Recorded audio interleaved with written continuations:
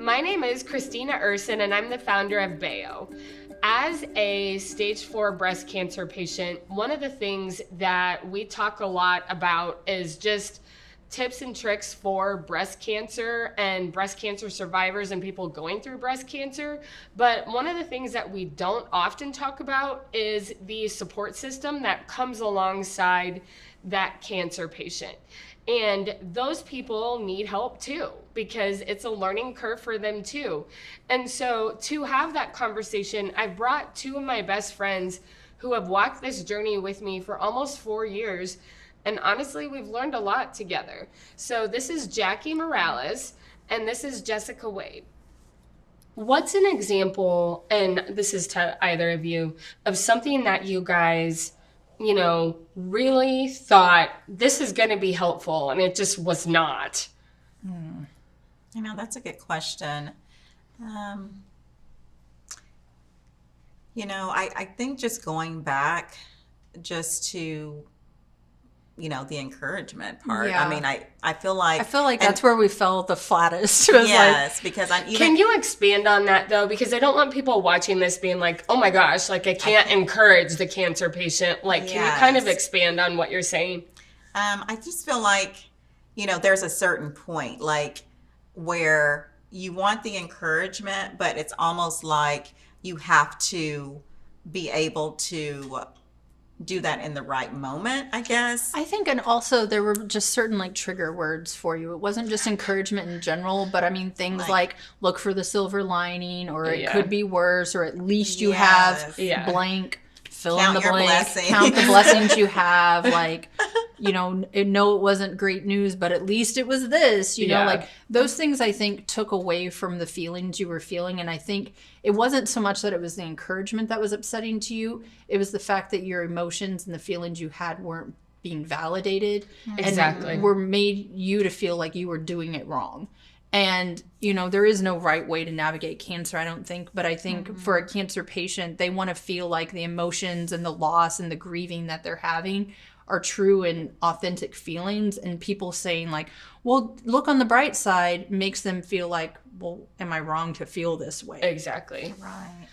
And so if you could give someone that's their friend or loved one is newly diagnosed and they're I don't know what to do, what would you guys tell that person?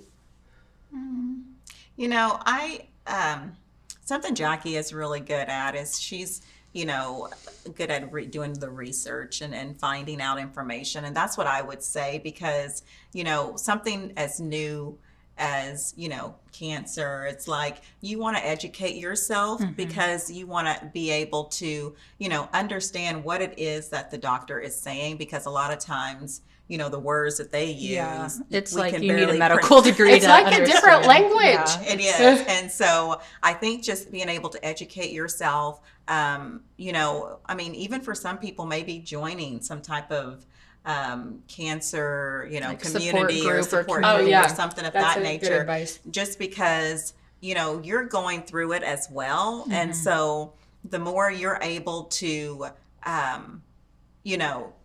understand what your loved one is experiencing, the better you're able to be there for them. And so I think that's one thing that I would, encourage. I would say something we learned with you is that treating the person like your friend or your family member still, and they're not just the cancer patient. They want to have some normalcy in their life. That's true. We would get together for lunch pre-cancer, and it was something that we did post-cancer as well, but it felt like we weren't addressing this gigantic elephant in the room if we weren't talking about it.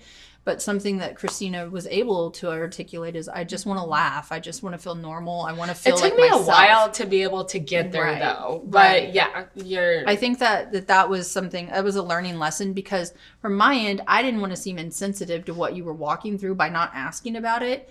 But then whenever you mentioned that, it was true. If you're talking about it all the time and that's every day of your life is appointments and discussing treatment plans, sometimes you want to set that aside and just live life like a normal person and laugh and have fun with your girlfriends. And so, and then also just hear about us. Right, I know, because yes, that was a lot of it too. It was always so how are you doing? What did they say? And, you know, discussing you constantly, but at the same time, you still valued what we were but going I think through. that, I mean, we discussed this on a sidebar away from you. Like, it almost was like a sense of guilt if we're discussing any problems or issues going on in our life. Because I know I was having some work stuff going on as you were going through your cancer journey. And it almost felt like my problem was trivial. But then it almost made it only about you, which I think was a lot of pressure on you to just carry the conversation. And it made me feel normal Yeah. to have like a normal conversation. Right. And not feel like you were just our friend with this heavy burden, but our friend who could offer good advice of whatever it is we were walking through ourselves. So the other thing that neither of you have said that I just need to applaud both of you, because we've been walking through this journey together for almost 4 years. And it's been a very heavy journey, and there's been some highs and some lows, and you two have been the support system that have walked in, you know, and when other people would walk out, you know, you guys walked in. And so I just want to applaud you guys. And I was telling Jess on the way here, I don't know if I would have been able to make it as far as I had without the two of you. I think a support system is absolutely necessary. And I would say that if you don't have close friends in your life, maybe it's a family member, or maybe it's one of the breast cancer communities that you get plugged into. But I think it's entirely important, because there were plenty of times where you were in a very low spot. And I think that if you didn't have some people around you to kind of rally behind you and not pull you out of that, but sit with you in it until you were ready to get your legs back underneath you, I think that you would still be sitting there in that low spot. And so it is important to have those people around you. Or if it's not that, a therapist. Right, yeah. So just somebody that you can articulate those feelings and those thoughts and those emotions to, because they are normal and they are valid. And, you know, I would say everyone who's walking through cancer has a very similar sentiment to what you've kind of gone through. And I think holding it in is just keeping toxic in your body, and you need to get it out. We hope that you have found some helpful tips and tricks. If you have a friend or a loved one that is newly diagnosed, that you feel like empowered by some of the things that they said, that you can take it and apply it to walking with your loved one. Thank you so much for tuning in, and we look forward to providing you with future content.